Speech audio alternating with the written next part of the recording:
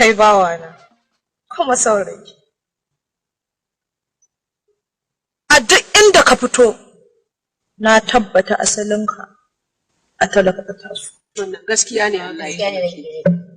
Ni kuma ƴantacciyar mutunci kuma ƴar sarki.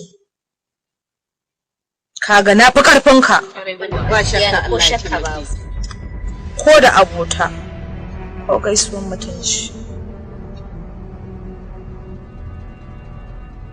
Bare ma a ce saurayi na.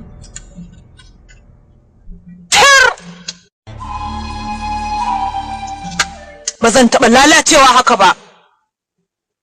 A ce ni Jija, ‘yar sarkin Arewa, na auri bawa.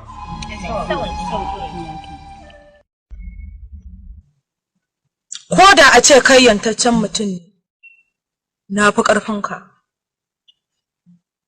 Don kai ba komai ba ne a ƙarƙashina kake.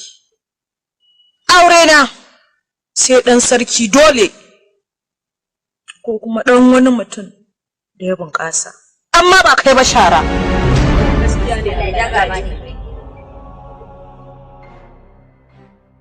Ko da yake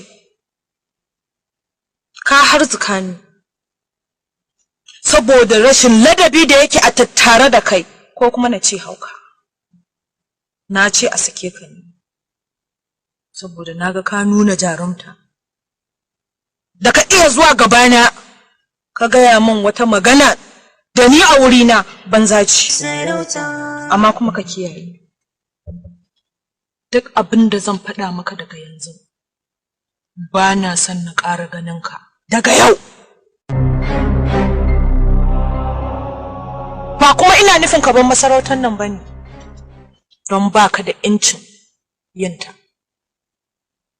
Amma kuma ka guje ma duk yanda za a yi ka shiga idanuna. Ko ku yangina ka gani, to wallahi ka bace. Kakka kuskura in sa ka idona. Abu na biyu